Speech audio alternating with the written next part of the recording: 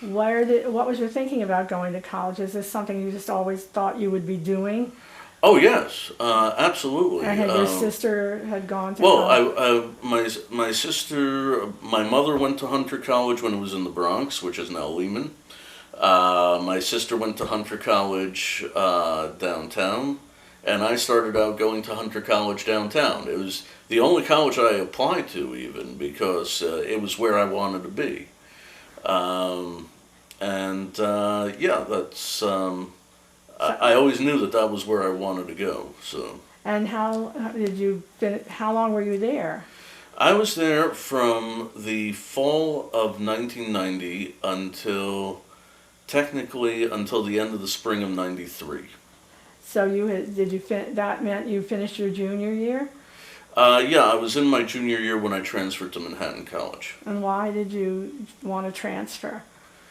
because Hunter College was already a drain. It was very taxing. I did not know about the Metro North rail system. Had I known about that, I mean, Metro North is great. It gets you downtown in a half an hour.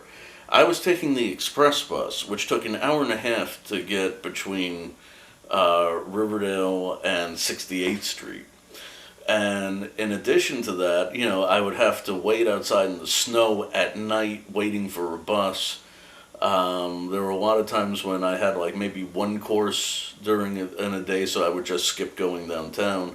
I mean, mind you, my grade point average for the most part while I was there was like 380 whatever, but I mean my first year over there I had a 391 average. But it just started to take a toll, and not only that, Hunter College had this horrific bureaucracy. Though, as what was it? As my friends joked, there are only three places where communism still survives today: Russia, China, and Hunter College. It was it was this horrific bureaucracy over there, and I mean, but I still participated. I was an NCAA fencer. I was on the fencing team. I was a member of the Hunter College Senate, representing the music department. I was a music major while I was there, and a classics minor, which is basically a guarantee never to get a job, aside from teaching music. But So really, when yeah. you were switching to Manhattan, it was because of where it was? Well, my sister was a graduate student there. She was going for her master's degree. I think she may have started out with a master's degree, the intent of getting a master's degree in education, but she ended up getting a master's degree in counseling in the education department. And she said, "You got to come over here because she said this is nothing like Hunter College."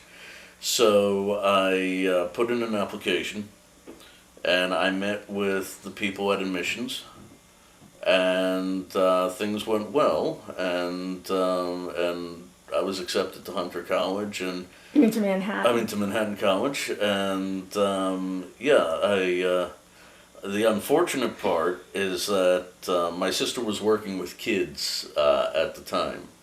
She got the chicken pox, and then 2 weeks later, I got the chicken pox. So my entire spring 1993 semester at Hunter College had to be canceled out.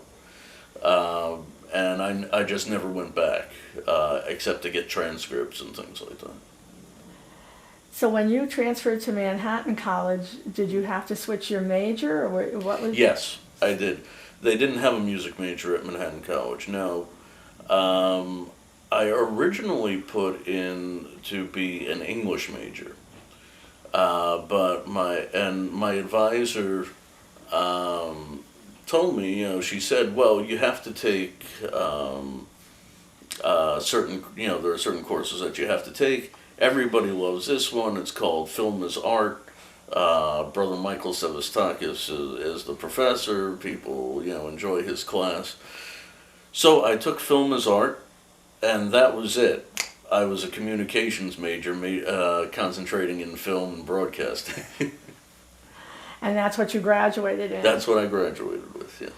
I just wanted to ask, starting at 81 and going all the way through, except I guess at the yeshiva, did you experience any anti-Semitism in any of your schools?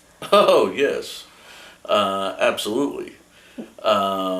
First of all, starting out in PS 81 at the earliest ages, I mean, first of all, while most of the Catholic students were leaving on Wednesday for CCD at 1 o'clock in the afternoon. I was one of the few people left behind. I was one of the few people that were recognizably Jewish. Even the Jewish, kids who were in my class, they were all Reformed, so they fit in, to the Christian community very well. I came from a traditionalist Jewish background, so I was a bit different. And yeah, people made fun of my name. It was 81 was kind of horrible. 141 was fairly horrible. It was 141. I don't think I've ever met anyone who went to 141 who's ever had a good experience there. I know people I've actually met people who went there in the 60s and still shudder to think of 141. The only thing is that when I went to 141, there was a lot of racial tension. And I was in the Hebrew class. So that was different.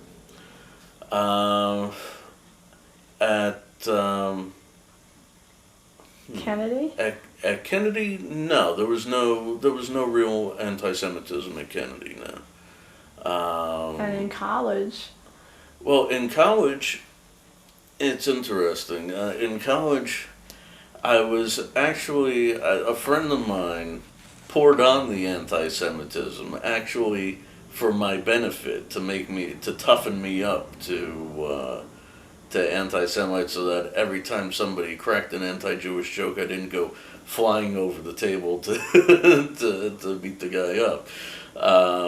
This was while you were at Hunter? This was while I was at Hunter, yeah. My best friend was a Vietnam vet. He was in the Navy, and he was from North Carolina. So he kind of poured it on just to get me desensitized to it. When I was at Manhattan College, yeah, there was an undercurrent of anti-Semitism coming from quite a few places. Now, some people were great. First of all, I had Brother Robert Berger. I'm still friends with him. Brother Robert's a great guy. There's not an anti-Semitic bone in his body. Some of the anti-Semitism came from the students. For example, when I was taking,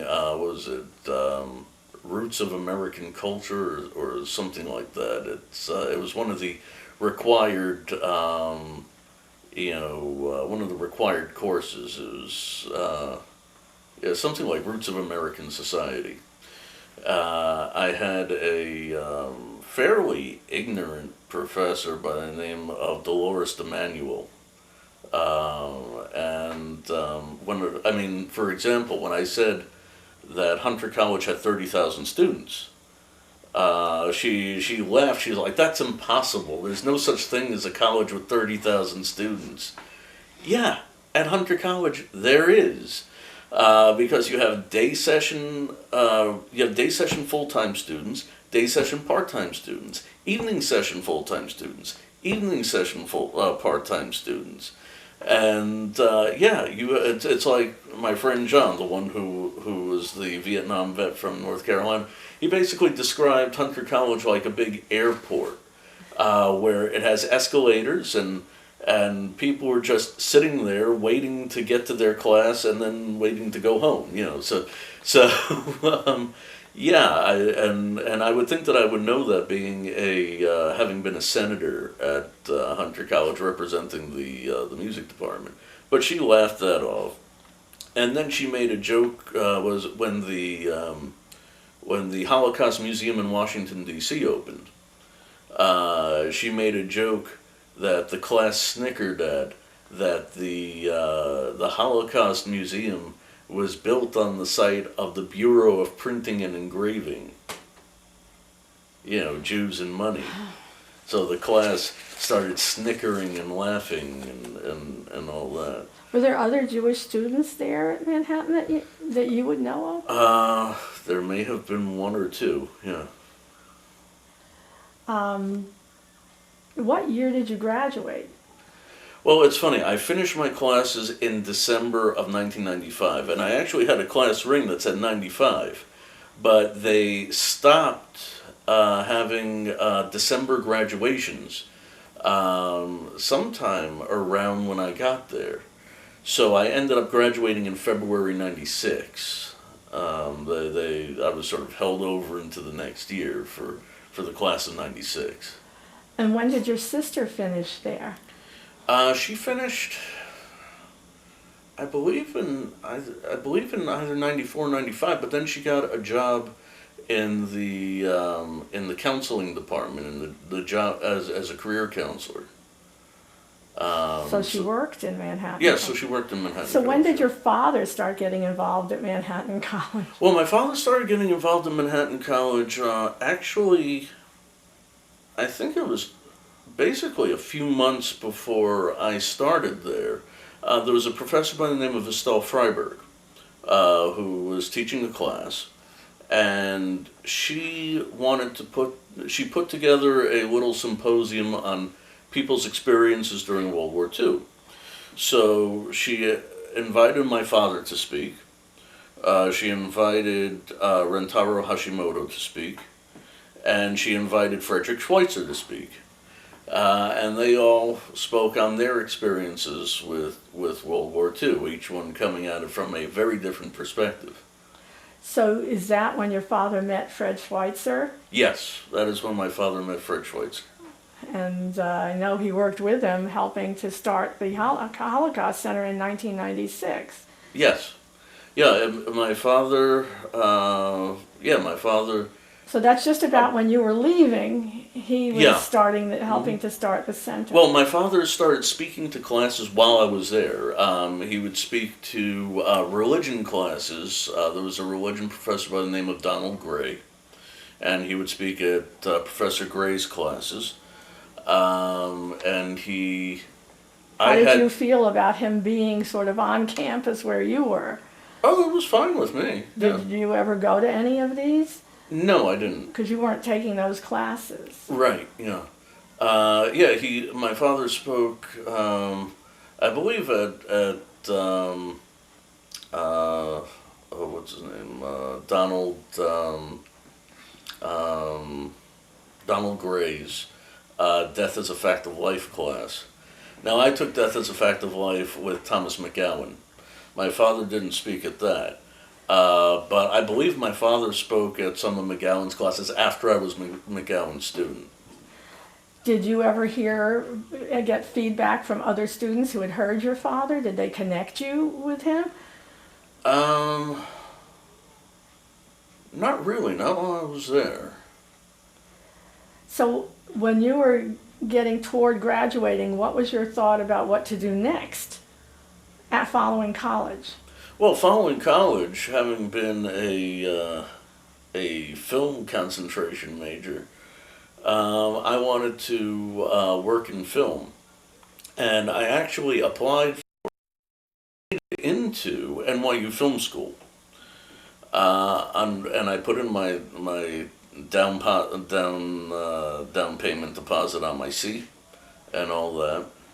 My sister said that she would pay for whatever, she told me to go for it. She said that she'd pay for whatever student aid didn't cover. Well, student aid covered half of it.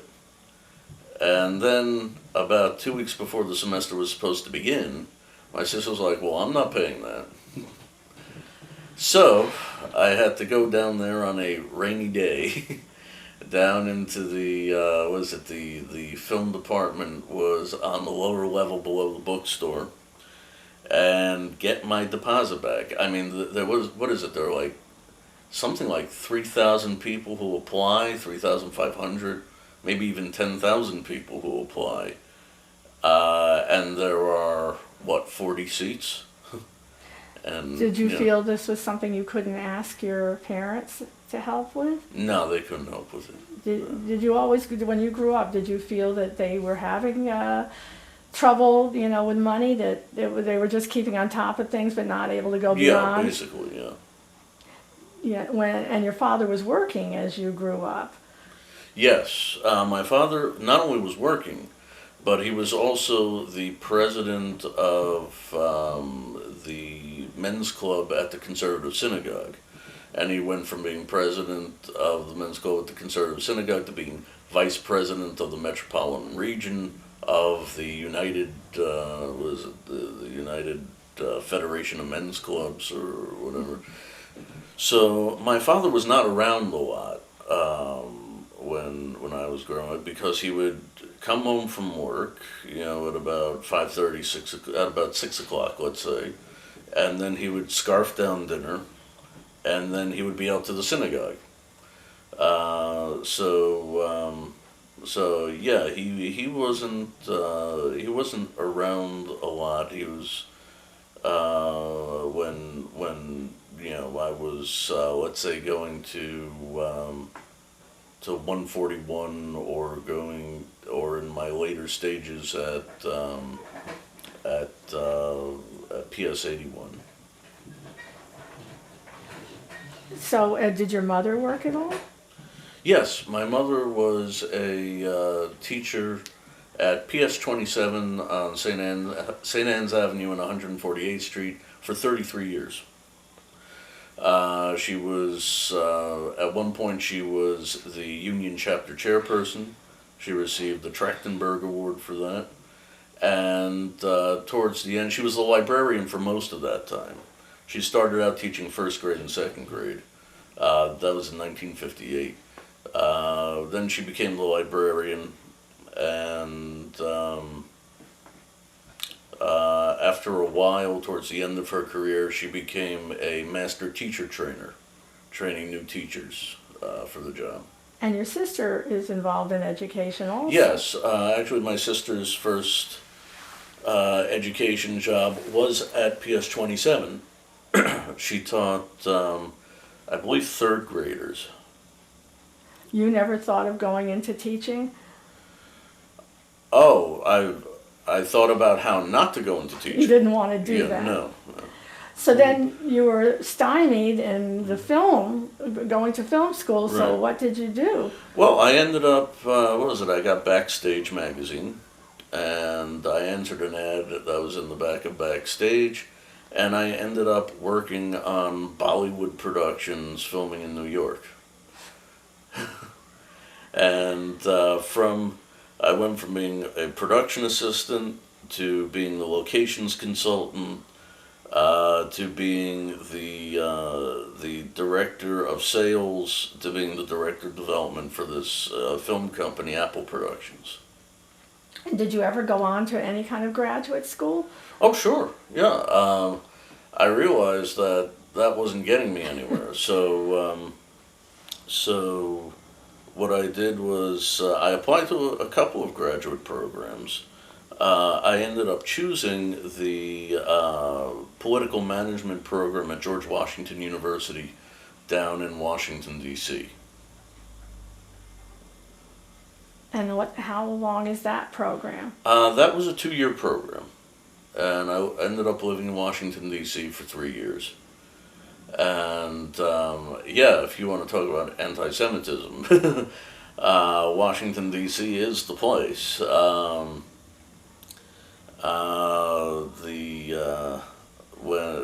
In my last year, we had to take a course with the dean of the school, a guy by the name of F. Christopher Arterton. And his wife, believe it or not, is a federal judge in Connecticut. Well, F. Christopher Arterton during his class there were a couple of remarks that should have let me know where he stood. For example, we used to game things out. Basically, we used to do strategy games. This was advanced strategy. And what was it? In one game, there was a Jewish girl who the prize was a Chipwich thing. Now, this was actually during Passover of 1998. Yeah. No, Passover of 1999. I'm sorry. Anyway, so she won the game, and he gave her the Chipwich, and she started eating it, and he said, "Oh my, how quickly we brush aside our traditions."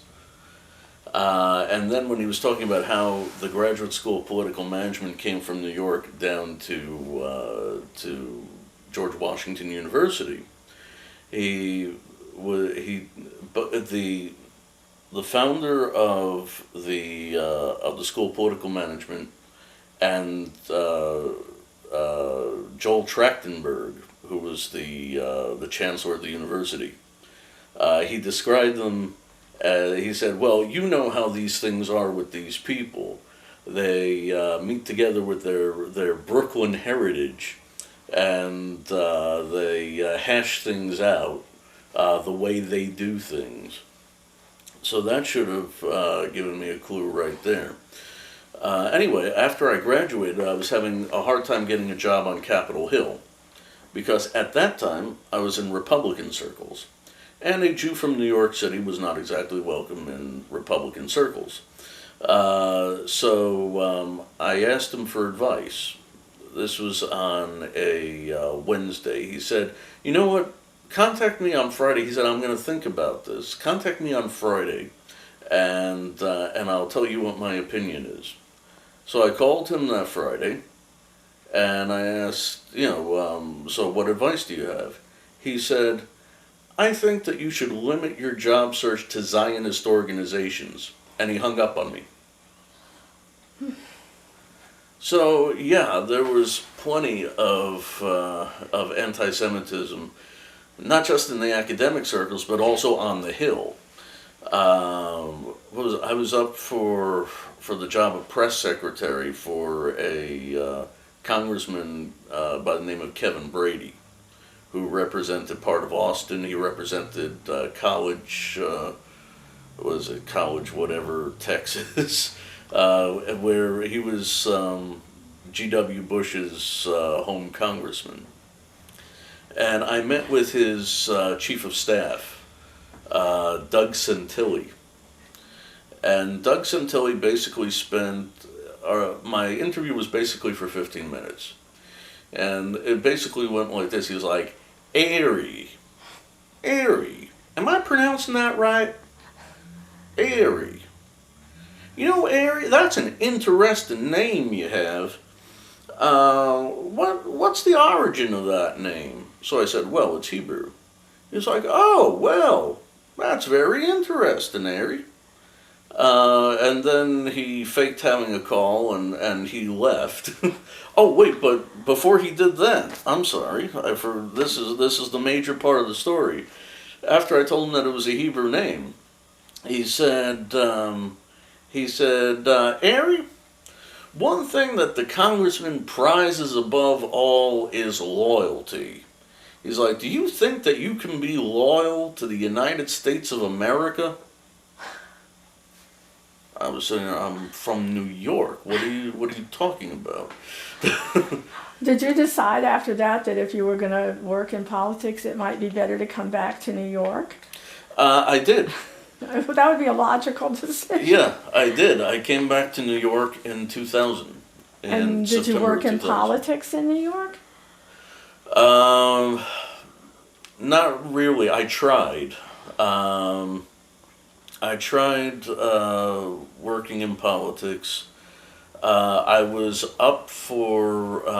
actually looked towards the Hill again, and I was actually up for legislative director for a congressman by the name of Bob Ney, who may still be in prison. Because he was involved in the Jack Abramoff scandal. Now, one of the reasons why I may have been one of the two finalists for legislative director is because he probably figured that I'd work well with Jack Abramoff. So, yeah, that was interesting. So, did you finally decide that politics was not going to be the thing? Yeah, I figured, and here's what happened. Well, then came September 11th, 2001.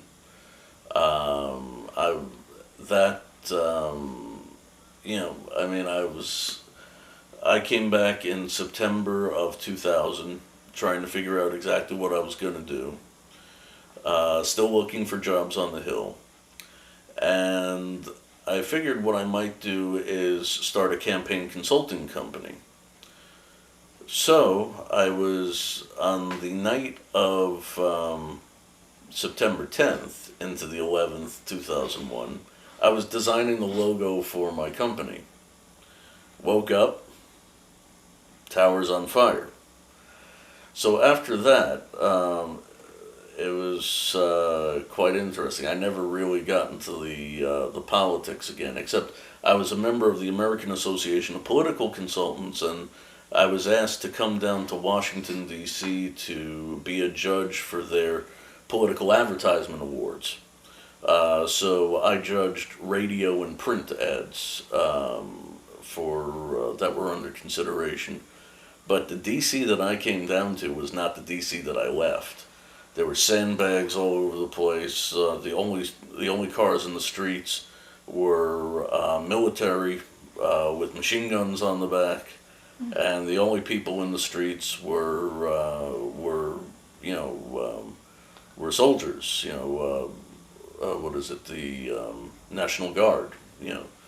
So I was like, this is too weird. This is not the Washington D.C. that I remember. Well, what made you decide to go to law school? I decided to go to law school essentially when my Uncle Fred died. He died of lung cancer, which turned into all over cancer, basically. Was this Rosalind's husband? Yes, this was Rosalind's husband. He died in 2000 and